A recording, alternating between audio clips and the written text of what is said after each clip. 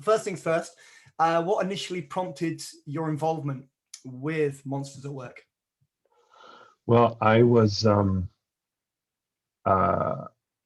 Disney feature animation prior to coming to TV animation on Monsters at Work, and I knew Bob Scanaway, the EP of the show, and he and the producer at the time, Farrell Barron. I knew both of them from previous working at Disney Toon Studios, where they were making the Planes, Fire, and Rescue film, and they offered me to come over and play in the Monsters world, and I was like, that seems like a lot of fun.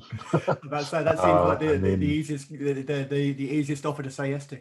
Yeah, it really was. So, from your point of view, how important was it to re-establish the feel and the look in that opening episode? We really wanted to make sure that people felt like in the opening frames of the pilot episode, and obviously through the entire series, that they're back home. They're like back with their friends, back in a place like Monsters Inc. and the laugh floor, or Scare Floor, now the laugh floor.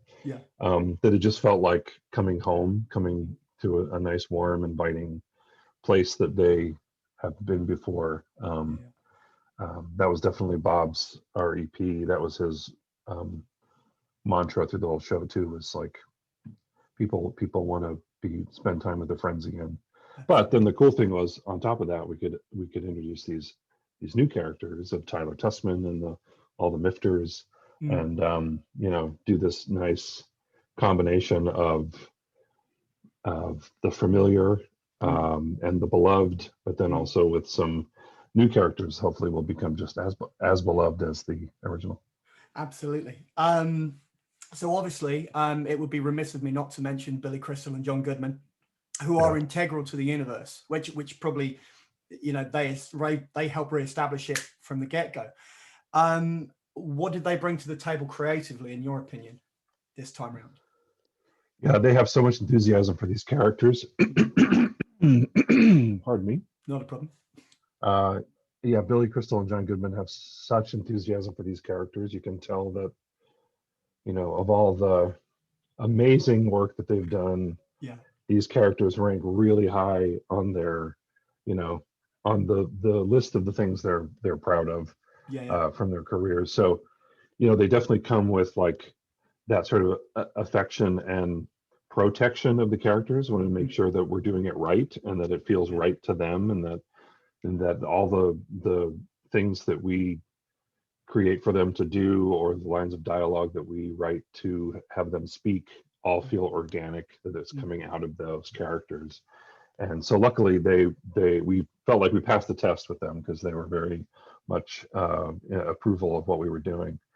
And then they come with ideas. That's what's great about all the performers, but in particular those two. They just come with ideas, and they'll not only come up with things on their own just to sort of reshape a line, or to rephrase something that just makes it sound a little bit more like their characters, but then they'll also ad lib. We'll throw out situations to them like, okay, here's what we wrote on the page, but let's put that aside, and what if this and what if that, and they'll roll with it, and just because they are the characters, so it's like so natural to them to be able to do that. I was going to say their dialogue and the dynamic they have, it feels at certain points, it feels like an old music hall sort of double act. Especially where that's just literally how it feels. So you've got your straight man and you've got your comic, essentially. And I was going to say, absolutely, how much of that was scripted? How much room did you actually leave for improvisation when it came to the scenes themselves? Well, we script everything, obviously, and storyboard it and iterate on that. And so we come in with that to our recording sessions to say that we're going to record this. But all of us on the team we fully welcome improvisation from anybody, anywhere. It's all about making the idea better. Yes. And this, this goes for recording, but it also goes for every step of the process. Anybody on the team, if they've got an idea, it's our job to make sure that the atmosphere feels safe for them to contribute and to suggest those things and make the show better. So with all of the cast, we welcome their input, and because again, like it's them, it's their personas that they're putting up on screen, so they have to if it can come from them, that just makes it that much more organic and true, you know. I was going to say, just an observation during the episodes that I've seen. To what extent do you feel that Monsters at Work is sort of a passing of the torch, in terms of a generation, from a generational perspective? Yeah, it's interesting to think about that. I do like that idea of you know, Mike Wazowski teaching these comedy classes, and you know, raising the next generation of monsters inkers. And back in the old days it was scarers, now it's jokesters, but like he is the mentor now. And Sully's a mentor as well, but Sully, you know, but Mike is really in the trenches, you know, teaching the comedy classes, and which we'll see as the episodes go. Every episode will have a Mike's comedy class at the end, and so we really see his boot camp as he's trying to get these guys in shape. So yeah, there's a nice feeling for that. For sure. I was going to say, in your opinion, what does a great voice actor bring to an animated feature? I mean, because obviously you can look back through the history of Disney and Pixar and any number of animated features that have been produced. What is it that a great actor brings? Not necessarily a great voice actor either. I really do believe it's themselves. It's bringing themselves to it, and I know that sounds kind of obvious because, of course, that's what all acting is the actor is themselves. But you know, with a live action in live action, you have so much to draw from. You have a set, you have costumes, you have other actors, you have your senses on the day, the smells, the sounds, everything, you know, that you're picking up that you can use for your performance. In animation, you got none of that. You're in a box with most of the time with just yourself, no other actors there. I mean, on the rare occasion schedules line up and you can get two actors in the same, you know, in the same recording session, but it's very rare. So so they really have to have a sense of themselves and a sense of how they can communicate that in a very big I don't want to say over the top, because it's not always that. It's just it's you know, it's using their voice to do everything. You have to communicate everything you're thinking and feeling as an actor through how you're saying it. Absolutely. So it's really it's being able to define that part of yourself. I think that's why this is not always the case. I'm making a blanket statement, but why a lot of times you'll see voice actors are typically from theater or stand-up comedy or sitcoms or sketch comedy, you know, those sort of worlds that are used to creating larger than life. And they've worked in front of an audience maybe to an extent. Yeah, exactly. And they know how to use that, how to use their voice to really communicate. Again, blanket statement. That doesn't mean it's all exclusively the case, but oftentimes that's what I've found. Absolutely. I was going to say, a question occurred to me, I haven't got written down. Obviously, you've worked across Pixar and Disney animation features, and you've directed a few as well. What's the difference? Is there a difference between the way, because obviously I'm thinking in terms of maybe Emperor's New Groove, where you worked on that, and Winnie the Pooh, and obviously now more Pixar stuff, and you've been on Frozen. How do they differ? Is there a working ethic? Is there a difference between the way they work or the way they used to and the way they do now? Yeah, that's a complex question. I'm sorry, I just occurred to not me. at all. I will do my best to encapsulate it. Well, certainly, like, you know, having been at the company, Disney company, for 26 years, and particularly with feature animation, Disney features for officially 24 of those years. I feel like I worked for about 4 or 5 different companies within that 25 years at Disney, because the leadership changed several times, and so it's kind of like you work at it obviously affects how things are made. None of them are bad. I don't mean it in a bad way. It's just different, you know. More contemporary Disney features and Pixar are really use the iterative process of animation, where you can storyboard and you can workshop your films, really use that as part of the process, and then bring in your colleagues, your fellow directors and writers and story artists and from within the studio, and you really beat those projects up at each iterative step. That's contemporary. We used to do that stuff, like let's use Emperor's New Groove as an example. We did that same thing on Emperor's New Groove, which was a different set of leadership. It just was more on an executive level. It was more that it was really the executives weighing in and saying, let's do this, let's not do this. Right.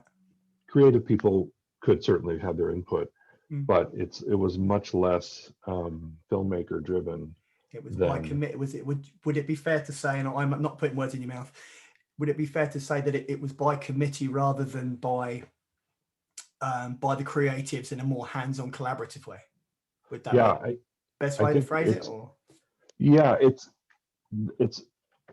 it was both committee, but it was a different kind of committee. One was more of an executive committee, one was more of a creative committee. Right, I'm with you. Yeah, no problem. So then, and we definitely used that process on a smaller scale on Monsters at Work, where we did get to iterate several, not as much as you would on a feature, but each episode we got to iterate quite a few times and bring people in and beat it up and do it again and try to make it better. So Bob's Ganaway, our showrunner, was really good with trying to hold on to that process, but find a smaller version of it for our show. I was going to ask, looking more, again, going back to the show more, as a director, how do you strike the balance between character comedy, you got visual slapstick, and then you've got this really bone dry sarcasm on screen, which is much more adult orientated. Very, very, some of it's subtle, some of it's really not. I've got to ask, how did you strike the balance? Obviously leading that episode, or the episodes that you've led. Yeah, well, I think for me personally, I tend to gravitate more to the character comedy. I like gags, I like slapstick stuff, but yeah, sure. I prefer to have that in there as seasoning, as flavoring, and certainly in a world of talking monsters, you got to have that stuff. And we're talking about jokesters, people learning how to be funny, so you're automatically going to have pratfalls, and you're going to have people getting hit in the face with things, and so that's all sort of like built into the concept. But then I do like the idea of balancing that with that kind of I say smarter. I hope it's smarter. I feel like it's smarter. I suppose it's not for me to determine whether it's smart or not. I was laughing out loud. Okay, good. Good. But yeah, I like that, and I think what's great, because those are the kinds of like, for example, one of my favorite sitcoms ever is Mary Tyler Moore Show, which had its share. It's not I Love Lucy, and I love I Love Lucy as well. I Love Lucy is much more broad. Lucy getting into having her capers and getting into situations and all that. Mary Tyler Moore is really character focused. It's these really, really well-defined, well-tuned characters and the dynamic between all of them, and then pitting those characters against each other, and what's the fun that comes out of that. And I really liked thinking of Monsters at Work in those terms. I just think the characters that I am super proud of, the new characters that we created. I think our little band of mifters down in the basement are it's really unique and all really individual as well. And you're onto something when you can say, okay, Duncan and Cutter are in the room and the lights all go out. What happens? And things just start rolling. Like, it doesn't always happen that way, and it takes time to get there. But like, I felt like we really got to a place where we knew these characters well, and they could sort of, as the cliche goes, write themselves. That was a very rambling answer to your question. I hope it answered it. Not a problem. I was going to say, obviously, you've said in a previous answer that you've worked for Disney for 20 odd years, and you've worked in lots of different capacities. So I was going to ask you, what do you think the key to their longevity is? Which is more of a broader question, I guess. You know, for me, it's just, since I was a kid, I dreamed of being a storyteller at Disney in some fashion. That has changed over the years. As a little kid, I wanted to be an animator, and then gradually getting more interested in story and writing and storyboarding and directing, that kind of thing. But I just love the Disney way of telling a story. And I think for me, what that means is certainly having humor, but having that heart aspect to it. And that's just the kind of storytelling I think, not the only kind of storytelling I think I can do, but certainly something that I feel like I'm really wired to do is bring heart and personality to things, and Disney's a great place to do that. I mean, and I will add too that, you know, it's great to work for a company where you know your work will be seen by a large number of people, because we are doing the sort of general audience type stories that appeal to everybody. That's also very satisfying when you can get feedback from not just kids, but adults and adults that don't have kids, and teenagers, and, you know, all that stuff. You get responses from everybody, and that's pretty cool too.